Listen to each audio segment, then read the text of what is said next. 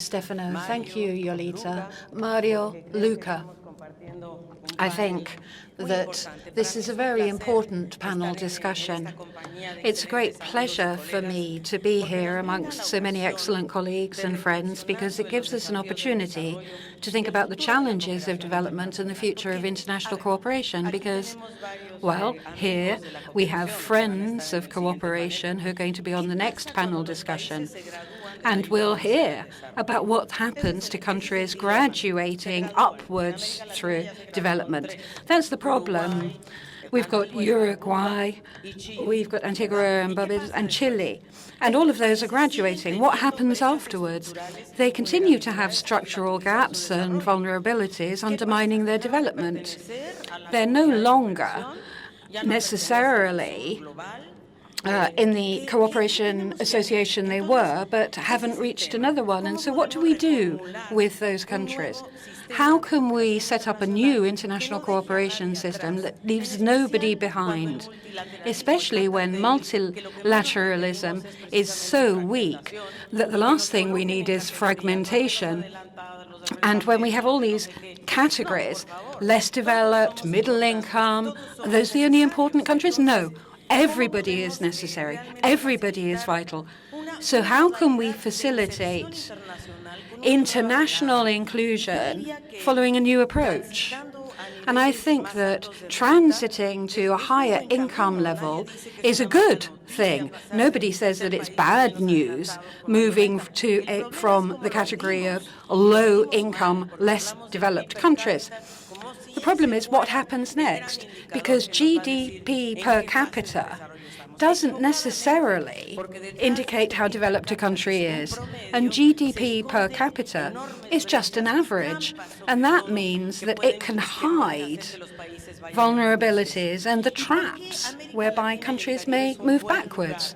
And I think that the Caribbean and Latin America are a good area of the world for us to be able to explore new possibilities with Europe. Why with Europe? Well, there are 4 reasons why I think Latin America and the Caribbean is a perfect area of the world where Europe can actually get resonance on such innovative ideas as I've just outlined, because this is innovative, moving away from the old traditions of LDCs and ODA.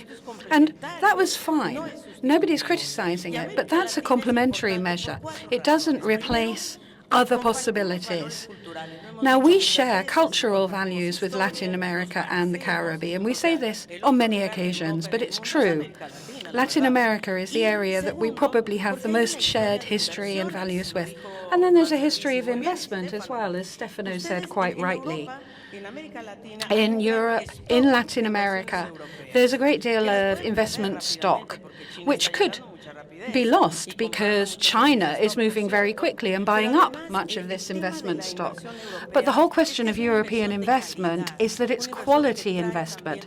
It's investment that brings technology in its wake, that brings jobs, that brings principles and regulations and standards. It's not just a question of how much money is invested, how many minerals are extracted. It's also the fact that this is based on a shared culture. Then also, we share the same vision of multilateralism. We know it's very important, particularly at such critical times as those that the world is going through today.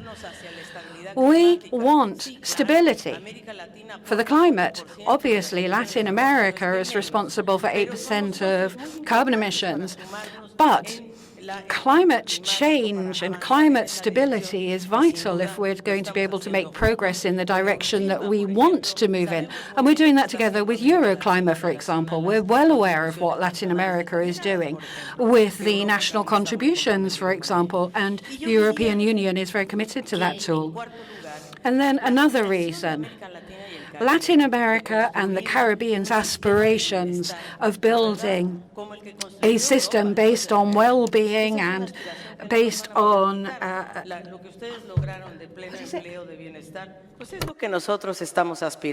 and a welfare state is something that all of us share. All of us have the same vision of equality. Equality based not just on ethical and political reasons, based on rights, but also because inequality, or better, lack of equality, it's inefficient, and it just shores up privileges. And so change is vital. So I would say that what we need to achieve, basically, is to understand what kind of gaps we're trying to overcome in Latin America and the Caribbean. And Europe has similar challenges in this area. But in this case, we do have problems in terms of access to capital markets, savings, investment, low tax levels in some areas, high levels of inequality. In Central America, the three countries in the north of Central America, inequalities are so gigantic that the 10% that are richer earn 70 times more than the 10% that earn the least. And the GDP per capita, as a result, doesn't actually reflect the scale of this problem, which evens out as an average. So Chile has made a great deal of progress, but many times a lot of the households that become so-called middle class do so because they enter into debt. It's not because of their savings and investments. It's not true that those households are in a stable situation. Yes, they get more income, but thanks to consumption credit. And many of them are still living and working in very precarious jobs. I think there are four main traps facing Latin America and Caribbean. Low productivity first. For 20 years, productivity has stagnated in Latin America and Caribbean. And really, that is a tragic state. No progress has been made on that front.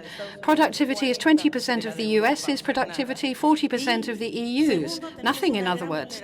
And then we're also very vulnerable in social terms because of the high levels of inequality. There's a lack of confidence in the institutions that's persistent. There's a problem of morale in the system. And 46% of Latin Americans say that they have no confidence whatsoever in their governments. 64%, imagine. And then another problem is the fact that there's very little support for environmental sustainability or decarbonization. We've got two countries that have said they will be decarbonized by 2030. 2030, 2050. Chile and Costa Rica. But 2050, what's happening in the rest of the world? Australia says it's unlikely to reach that target. So what have we done with the Centre, with Mr. Pezzini, with Stefano, with Yolita? We have entered this adventure together, this major challenge, rethinking development, rethinking cooperation. And so we had problems. What were we going to call it? We decided we'd call it Development in Transition, DIT. Why? Because we weren't really either talking about chalk or cheese here. It was difficult to decide what to call it. We weren't really developed countries nor developing countries, neither chalk nor cheese. So we had to come up with something whereby we could change the narrative. And that is why we have called this Development in Transition, a new narrative, a narrative that makes us possible one way or another to move forward. We've got various countries, Colombia, Uruguay, Chile, who are going to be telling us what they're experiencing. But we're countries that can also offer cooperation as well as receiving it.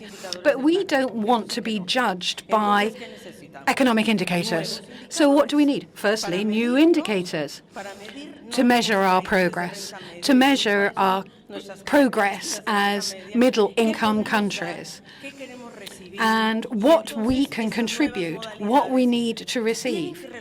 And these new arrangements need to be reflected in the new roadmap, which is getting more complicated every time. And this is Agenda 2030, because the world has changed so much between 2015 and today. So Agenda 2030 is going to be the most difficult roadmap yet. It's not that we won't achieve it, but the whole context is more volatile. There's trade tension. There's everything conspiring against us. And that's why we need these growing connections between countries such as ours, European, Latin America, Caribbean, so that we can have regional, sub-regional links, so that we can combat inequality, so that we can fight for financial and environmental stability. And we can also fight for an energy transition, whereby we can actually reduce the importance of fossil fuels. And we need to work together in a coordinated fashion. It's clear that that's vital. The governance of the economic international system is not equipped at the moment to deal with empowered cooperation. Look what's happening at the UN. So we think that this alliance between Latin America, the Caribbean, and Europe is vital. Europe is playing a very important role in what is happening between China and the US. Europe offers us an area to have a dialogue on what the rules will be for the market. In a digital era, Latin America is about to make a huge jump forward and wants to talk to Europe on what the rules will be, where we have shared but differentiated obligations and responsibilities, as we've made very clear. So our countries have built up capacity, but there's no doubt that we need this new framework of cooperation. And so how can we develop new instruments? And here I'd like to thank the European Commission. I'd like to thank Stefano and Yolita, because they have been seriously thinking about how we can interpret cooperation mechanisms, create new cooperation instruments, a new association logic, and how we can better measure progress using variable geometry, because there's not a one-size-fits-all approach for development, clearly. And with people moving from one category to another, and talking about graduation, gradually we are moving into different development stages on the basis of variable geometry. So we need new measurements, not just middle income.